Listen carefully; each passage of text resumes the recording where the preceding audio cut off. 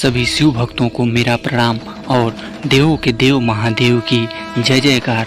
भक्तों, आज की यह कहानी है जब एक किसान ने भगवान शिव को कराया गलती का एहसास। कई बार हम परिस्थितियों के कारण या फिर भावनाओं में बहकर कुछ ऐसे फैसले कर देते हैं जिससे हमारा कर्म प्रभावित होता है। आपको कर्म क्यों करना चाहिए, सुने भगवान शिव और किसान की यह कथा।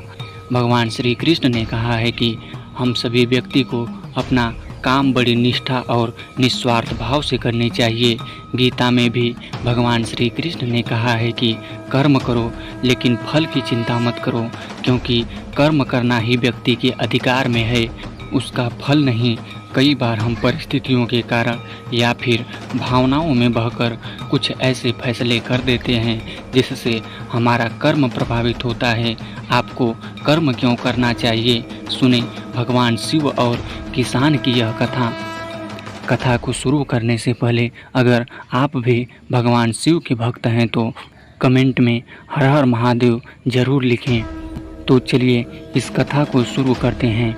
एक बार भगवान शंकर पृथ्वीवासियों पर कुपित हो गए और माता पार्वती को साक्षी मानकर संकल्प लिया कि जब तक पृथ्वीवासी नहीं सुधरेंगे तब तक वे शंख नहीं बजाएंगे। देव जानते थे कि शंकर भगवान शंख बजाएंगे तभी बरसात होगी, इससे घोर अकाल पड़ गया।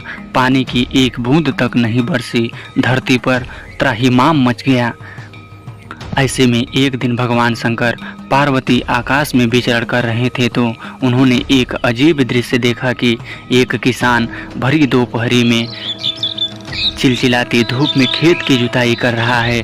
पसीने में नहाया मगर अपनी धुन में बहुत मगन। जमीन पत्थर की तरह सख्त हो गई थी, फिर भी वह जी जोड़ मेहनत कर रहा था। उसकी आंखों में आत्मविश्वास था और उसकी पसीने की बूंदों से उम्मीद टपक रही थी।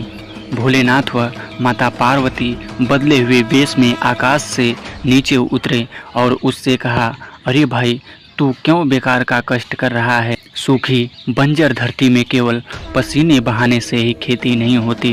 किसान ने हल चलाते चलाते ही जवाब दिया, हाँ बिल्कुल ठीक कह रहे हैं श्रीमान, मगर हल चलने का गुण भूल न जाऊं, इसलिए मैं हर साल पूरी लगन के साथ जुताई करता हूं। जुताई करना भूल गया तो केवल वर्षा से खेती हो सकेगी क्या? मेहनत का अपना ही परम आनंद है, मैं लोभ के लिए खेती नहीं करता। किसान की बात सुनकर महादेव को भी लगा कि मैं भी तो परम आनंद की अनुभूति के लिए ही शंख बजाता हूँ। मुझे भी शंख बजाए 1 बरस बीत गए, कहीं शंख बजाना भूल तो नहीं गया। उन्होंने तुरंत अपनी झोली से शंख निकाला और जोर से फूंका।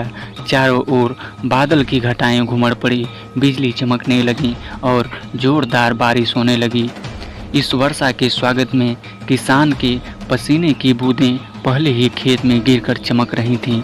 इस कथा का सार, हमारा जो काम है उसे अपनी पूरी निष्ठा से बिना किसी लोभ लालच के करना चाहिए, इसी में परम सुख है।